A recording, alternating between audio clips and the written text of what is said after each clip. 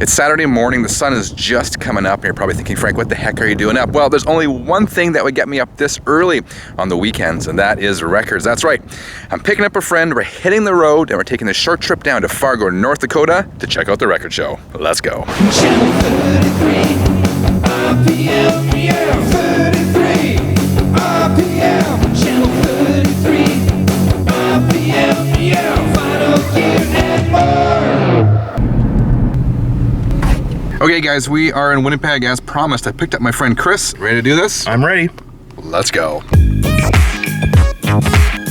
Okay, US Customs, we're here. Okay, we made it. We are at the United States-Canada border. I'm gonna shut the camera off because I'm sure that's not looked at favorably. Okay, we made it to the US of A. No problems? No problems at all. 2 hours to Fargo. Here we go. Okay, we got lost. The phone nav led us astray, but we are here in downtown Fargo, and we're gonna turn left and then turn left. That's my GPS. Let's go find this place. And we found it. How do we get into this place?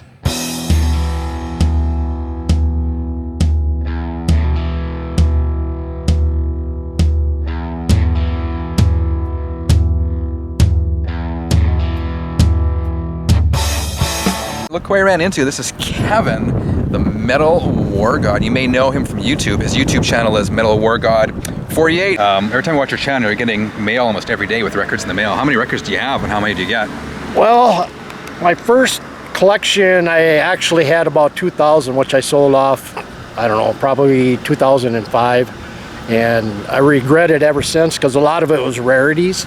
And I've since acquired a lot of that back, but I've been avidly collecting vinyl since about 75, 74, off and on. There's nothing like vinyl, of course, as you can tell. We got Frank's shirt. Yeah, good taste in clothing. Yeah. So I don't know. I think I met Frank about 3 years ago on one of his YouTube videos. Yeah. So I've been following him ever since. Always does a great job in the videos. Thank you. Yeah, tell us about what this. This is the Fargo Record Show, and this is the Sanctuary Event Center. What is this building? Do you know anything about it? This used to be a church, if I remember right. This used to be a church, and I'm not sure who actually bought it, but they turned it into a music venue. But yeah, vinyl, I think, in this area in general has really started to take off. You can definitely see a resurgence by the people inside, not only this year, but last year. It's good to see a lot of the younger people getting into vinyl rather than downloading music. They're out there buying the stuff.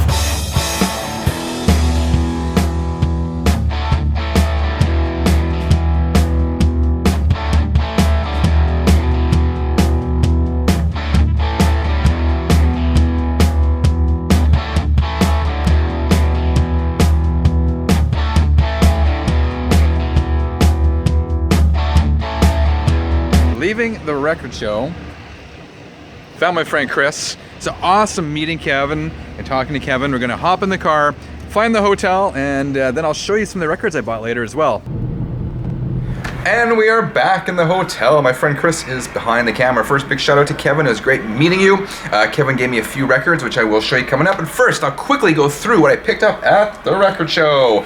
First up, we have $1 Billion Babies. This was essentially the Alice Cooper band after Alice Cooper left. They formed a band called $1 Billion Babies. As far as I know, they only put out the one album, and I've been hoping, wanting to get this for a while. It's never particularly expensive, but I was happy to finally grab this one. Next up, we have Richie Blackmore's Rainbow. Of course, Ronnie James Dio was on this. I recently showed you another Rainbow record I bought. So I'm slowly building up the Rainbow collection. This one was from 1975. This one here is an upgrade copy. For me, it's a Def Leppard High and Dry. This one is from 1981. I really dig the early Def Leppard stuff. They really rocked back then. So I was happy to find this one. It says $10, but I got it for $5. This one, I was pleasantly surprised to find. This is Whitesnake. What year was this from? This is from 2015. And this is David Coverdale basically doing Deep Purple covers of ones that he participated in. Of course, David Coverdale did a couple of Purple albums back in the 70s. And so what's neat about this one is actually a used copy. It's $13. So it's kind of cool now that some of the recent records and recent reissues and recent releases are turning up in the used bin. So I could not turn this one down. Happy to grab it. And finally, from the stuff I bought, we got UFO. Again, working on my UFO collection. Another one I'm happy to have in the collection. All these were pretty reasonably priced. Now, before I leave you, I told you Kevin gave me a few records. I will quickly run through those. This one, look, check out the album artwork on here. How cool is that? This is a Live and Heavy. It's a compilation from the UK featuring, Deep Purple, Nazareth, Motorhead, Def Leppard, and on and on and on. It's called Live and Heavy, so I'm not sure if it's live songs. That's what the name of the album to me would imply, but I don't know, so I look forward to giving this one a spin. Canadian rockers Coney Hatch, these guys were from the Toronto area, and I've heard of them over the years, but never actually bothered to check them out. So again, Kevin had to double this one. This came out from 1983. Look how young those guys are there. And Kevin was telling me that Geddy Lee from Rush actually plays bass on a track on here anyway. And this record was produced by Max Norman, of course, famous for producing Ozzy Osbourne's first two solo records, Blizzard of Oz and Diary of a Madman, amongst a whole bunch of other stuff. And finally, Kevin gave me this one, another duplicate from his collection. It's a band called Jag Panzer. The album is called Tyrants. Again, I don't know a lot about this yet. I'm covering up the album artwork here, just keeping the channel G. And anyway, it is a pretty cool album artwork, but yeah, it is covered up. And it's going to help me when I cross the border and go back home tomorrow as well. There's the back, so there's the haul. Super, super happy with this. Okay, it's the next morning. We were getting ready to head out of town, and Chris wanted to check out Barnes & Noble. So here we are, just going to look, but knowing me, I picked up a few records. I was actually surprised by the amount of record selection they had. They had quite a decent selection, and the prices weren't too bad at all. So I found a couple things that were interesting, I would say. First of all is the 1992 EP from Skid Row. This is a B-Sides Ourselves, a bunch of cover versions. I actually have this on cassette or CD, but I've never seen it on vinyl. So it's apparently just a reissue. It's got cover songs by the Ramones, Jimi Hendrix, Kiss, Judas Priest, etc. Live version with Rob Halford, which is pretty cool. Plus a reissue of Alice Cooper's Love It to Death. And this one is cool because it has the original band album cover.